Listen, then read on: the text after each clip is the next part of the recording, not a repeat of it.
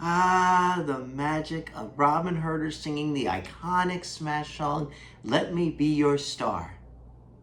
Hi everyone, I'm Zach Stark. But on Broadway I'm known as the Broadway Titan. So the purpose of this video is to tell you all a special story. And to answer the question, I'm going to tell you all. It's the story about a musical comedy that came to Broadway months ago, March 11th, 2025. It was on that day I attended the opening preview of the new Mark Shaman and Scott Whitman musical, Smash. Now, Smash, of course, and I never had a good history. The show came out years before I was into Broadway back in 2015. So over the years, when I heard they were going to develop a bombshell Smash musical, I was kind of curious because I never saw the TV series. So I started listening to some of the songs from the TV series, including Let Me Be Your Star and Let's Be Bad. The moment tickets went on sale October 25th, I then got my tickets to see Smash, to attend opening preview, and to make it a memorable occasion. And sure enough, by the time the curtain ended Act 2, on that exact day, it changed the way I looked at musical comedies forever. Smash came from an unexpected surprise to me. In the past, I used to see a lot of musical comedies. Some Like It Hot, The Prom, even Producers. Just kidding, I didn't see the Producers. Sorry about that. So Smash and I have a very interesting history together, basically. In most cases, Smash started off as a TV series back in 2011 to 2012.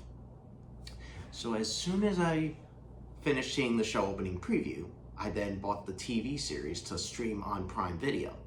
And I was completely blown away by the entire hard work and talent and music of Mark Shaman and Scott Whitman. So after I saw the TV series, I then got into more of the songs that were in the show.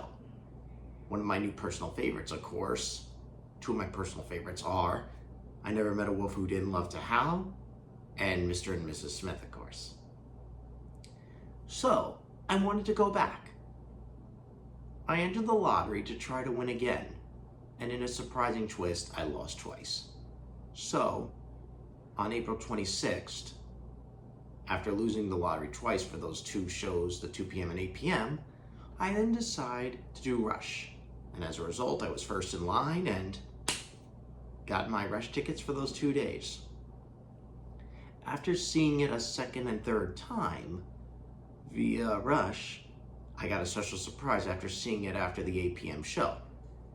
I made Broadway history and met the first ever Tony-winning composers in my entire life. Mark Shaman and Scott Whitman, such amazing composers. My history of understanding them goes back to when I first saw their Some Like It Hot live. See, I've never seen a show by them till Some Like It Hot came to Broadway, but I've studied all their scores. From Hairspray, an iconic masterpiece that I hope returns to Broadway.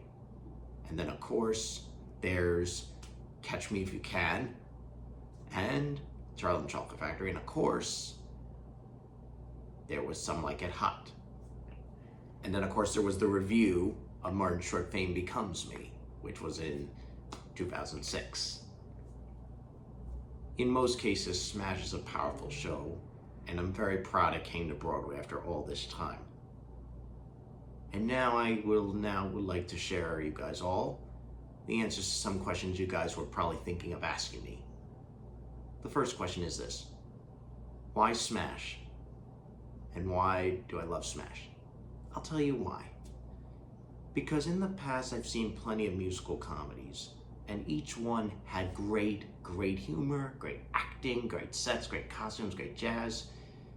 But Smash was something special when it came to Broadway. Unlike the past musical comedies where it takes you to a world that was like the Roaring '20s, Great Depression or something like that, this took me to a behind the scenes of how a Broadway show was meant to be. I do not have a lot of Broadway experience, that's for sure. I never worked on Broadway, but I did work off Broadway for my friend's show, The Power of O, at the Tank Theater back in the summer of 2023. So, Smash reminds me of the time I was a stage manager, basically. The entire cast, from start to finish, every single one of them, they shine no matter what scene they were in, and they gave 150% to an entire audience in that entire Imperial Theater. I was very proud of this show that it came to Broadway. And as soon as I finished seeing it a second and third time, I then entered the lottery a third time, in which I went a fourth time. And then I went Memorial Day weekend because I wanted to make it memorable. During my sixth time, actually, it was very rare because it was the first time ever in my 10 years going to Broadway that I ever sat in the entire very front center orchestra of an entire theater. In most cases, it was like a very amazing experience. Then I went back a seventh time via TDF and all that. So in a way, I loved, going to that show. When Tony nominations came, I was a little nervous because I saw the statistics and all that. But I was very proud that the show garnered 2 nominations for Best Choreography, Joshua Bergesy, and Best Featured Actor, Brooks Ashmankis, who is incredible. And as someone who has seen him many, many times in the prom, almost like 13 times, I knew he was going to be incredible in Smash. I mean, he nailed Nigel. And in case you guys are curious of what my favorite scene was in Smash, it was at the very climax of Act 1 where all of them were gathering around when they found out that Ivy, who was under the control of Susan Proctor, pretending to be Marilyn, was sent to go to Albany to give a speech, basically. So what happened was basically, there's of course the sequence where Jerry, played by the incredible John Bellman, who I've seen many times in Shucked and Tootsie. It's just, the way he played Jerry was so good. The moment he was saying, Albany, who goes to Albany? And then Nigel Brooks's character's monsters, Jerry, monsters go to Albany. Caroline Bowman, what a rising star. I've wanted to see her in a show for a while after I heard about her resume with Frozen and, of course, her turn as a standby for playing Norma Desmond in Sunset Boulevard, the current revival that won 3 Tony Awards, including Best Actress Nicole Scherzinger, which, of course, is going until July 20th. Of course, you have till July 6th, though, to catch the amazing Tom Francis, who is so good at Joe Gillis. Unfortunately for Smash, it didn't take home any Tonys, and sadly, they became the first show to announce its closing. It kind of hurt me, but I'm proud to have seen this show many times. It was a very wonderful Broadway musical comedy experience for me in my 10 years going to Broadway. I will never forget every moment of it. It's just so good. Also, to name a few stars also that I didn't mention, Krista Rodriguez. I have wanted to see her in a Broadway show for a long time. I've read up on her. I've studied up on her, her resume and everything, but never got the chance to see her in a show live. But seeing her as Tracy in Smash, she was incredible. One of her songs in the very beginning of Act 1, Secondhand White Baby Grand, was just beautifully done. It was adorable. To me, I think it was just so cool. And to name a few of them, Jacqueline B. Arnold, incredible as Anita, with her assistant, of course, Scott, played by the great Nicholas Matos.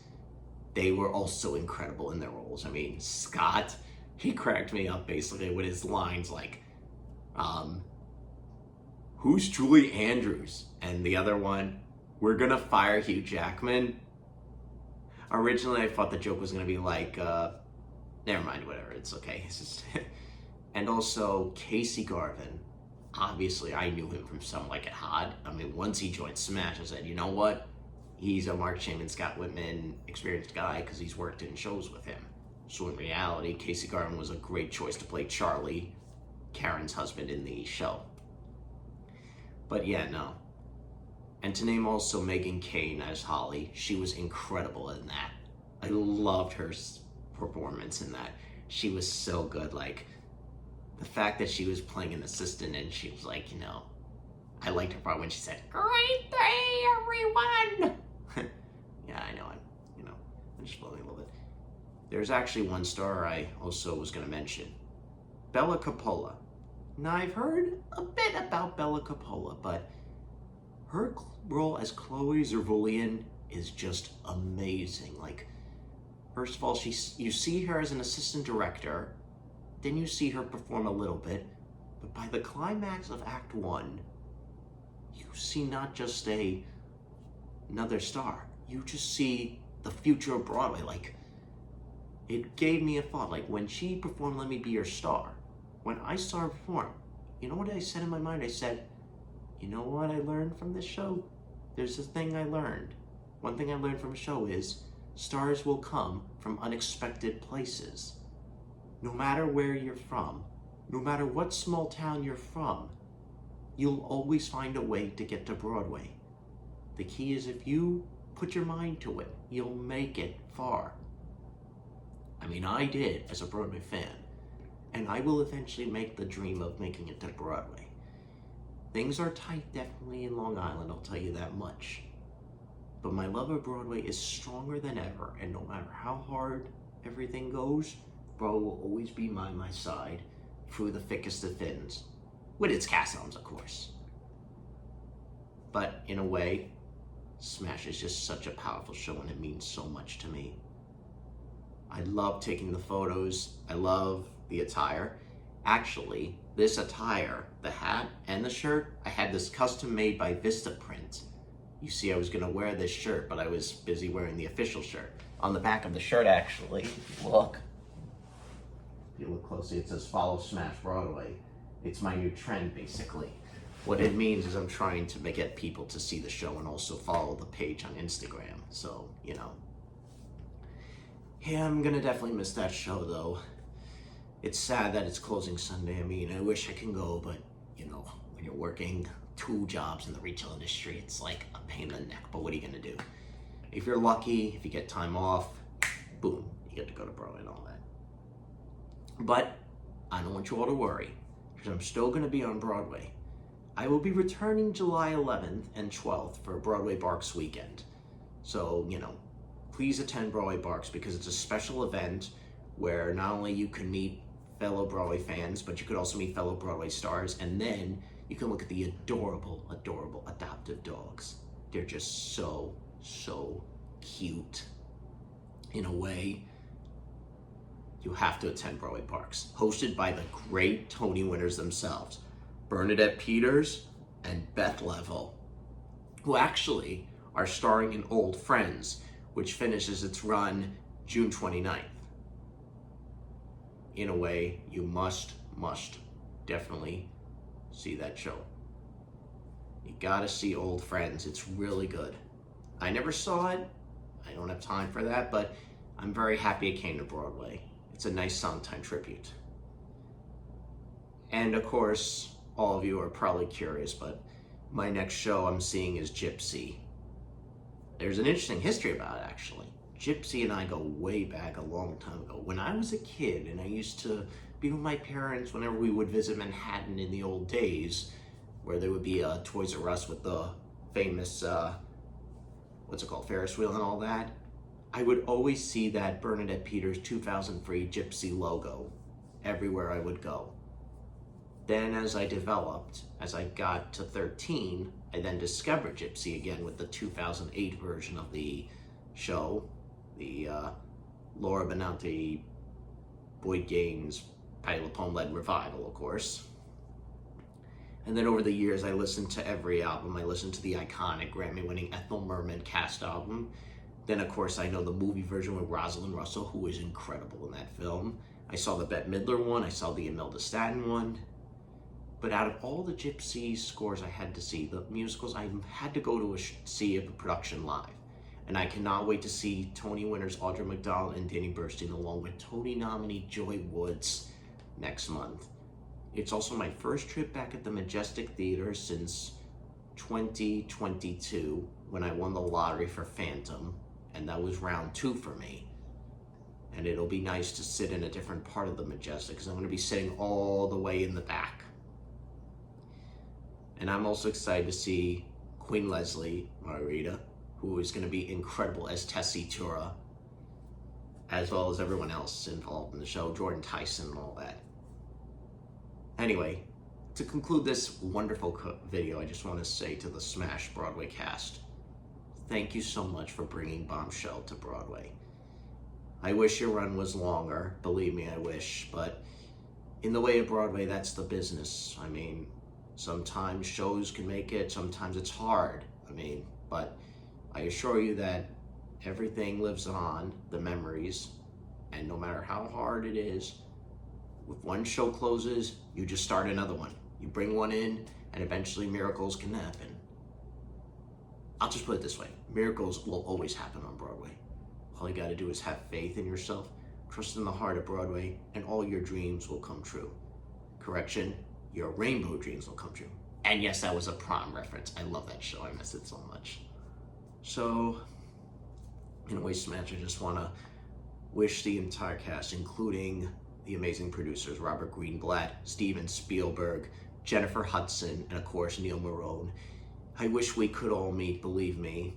I just wanted to say how amazing you guys are producing Smash and also bringing this remarkable show to Broadway. But I just wanted to say that thank you so much. You're the best musical comedy to come to Broadway ever in my 10 years going to Broadway, since I saw Some Like It Hot years back. I will conclude also with another thing to all of you. Please stream the cast recording of Smash. It's 17 tracks, and it does have your songs, but I promise you, all of them on there are incredible. Robin Herder, she is incredible as Ivy. And I'm so proud I saw her again for the first time since A Beautiful Noise in Moulin Rouge. And to clarify, I'm very proud of everyone involved in Smash. Good job to you all. And that includes the crew, of course, the costume designer, the choreographer, the director, Susan Strollman, who, of course, I met at the New York CD signing years back. And then I also want to give a shout out to the principal dressers, of course. Forgot her name, but I'm proud of how hard they work to make sure the cast gets dressed and, they follow the cues and everything. So I'll conclude this video with a quick snippet of Let Me Be Your Star. Fading on a girl with a hunger for fame and a face and a name to remember. Her past fades away because as of this day, Norma Jean's gone, she's moving on. Her smile and her fantasies play a duet that'll make you forget where you are. The music starts playing, it's the beat of her heart singing, let me be your star, your star.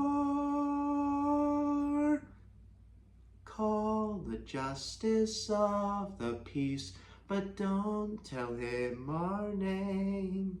Don't put out a press release or mention baseball game. Book the nearest bridal suite. One room will suit us fine. For the desk clerk that we meet, the only autograph we'll sign is Mr. and Mrs. Smith. Simply the folks next door.